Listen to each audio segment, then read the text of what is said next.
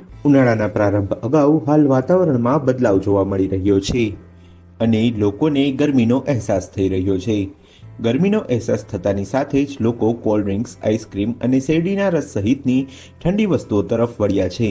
પરંતુ એક બાજુ મિશ્ર ઋતુ અને બીજી બાજુ હાલ ઉનાળો ન આવ્યો હોવા છતાં ઠંડા પીણા આઈસ્ક્રીમના વધતા જતા ઉપયોગને લઈ જામનગરમાં રોગચાળો બેકાબૂ બની રહ્યો છે। આવી પરિસ્થિતિ વચ્ચે આયુર્વેદમાં જણાવ્યા અનુસાર હાલ મિશ્ર ઋતુમાં ઠંડા પીણાનું સેવન કરવું હિતાવહ નથી। આ મામલે આયુર્વેદ શું કહે છે, આવો જાણીએ समग्र विगत विस्तारથી।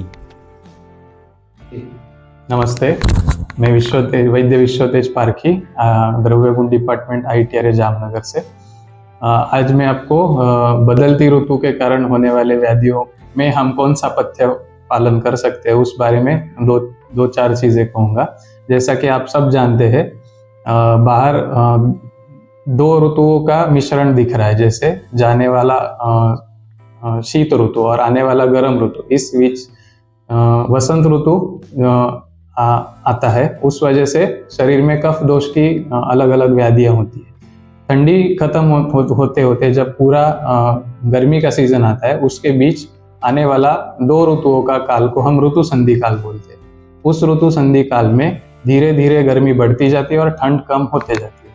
तो ऐसी ऋतुओं में भूल से भी आप लोग कोल्ड ड्रिंक्स पीना, आइसक्रीम खाना, फालूदा पीना, गन्ने का रस पीना या आइसक्रीम खाना, ऐसी चीज़ें मत कीजिए, जिस वजह से शरीर में उसके बाद कफ दोष की ही वृद्धि होगी और बढ़े हुए विकृत कफ दोष की वजह से आपको allergic rhinitis, pneumonia, viral infection होना, बार बार बुखार आना या पाचन समस्या या आपका डाइजेशन खराब होना, ऐसी आपको समस्याएं हो सकती है। तो इस वजह से जब तक पूरी गर्मी शुरू ना हो जाए, जैसे कि अप्रैल अंत से लेके मई महीना और जून महीना, तब तक आपको कोल्ड ड्रिंक्स, गन्ने का रस, फालूदा, आइसक्रीम, इन सब चीज़ों से बचे रहना चाहिए।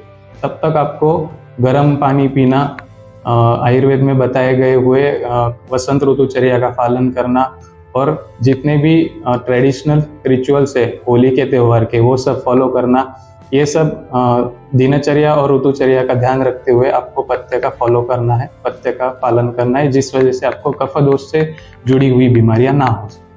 શિયાળાની વિદાયને લઈ વહેલી સવારે અને રાત્રે ઠંડી તો દિવસ દરમિયાન ગરમીનો અહેસાસ થાય છે। પરિણામે મિશ્ર ઋતુ હોવાથી શરદી, કફ સંબંધિત રોગોમાં વધારો જોવા મળી રહ્યો છે। ખાસ કરીને બાળકોથી માંડીને વૃદ્ધ અને યુવાનોમાં અનેક પ્રકારની સમસ્યા જોવા મળી રહી છે। વાયરલ ઇન્ફેક્શન સાથે ન્યુમોનિયા અને પાચન સંબંધિત રોગોની ફરિયાદ જોવા મળી રહી છે। આથી હાલ ઠંડા પીણાનું સેવન ન કરવું જોઈએ અને ઉનાળાની સંપૂર્ણ આગમન થયા બાદ હજી ઠંડા પીણાનો આહારમાં સમાવેશ કરવો જોઈએ।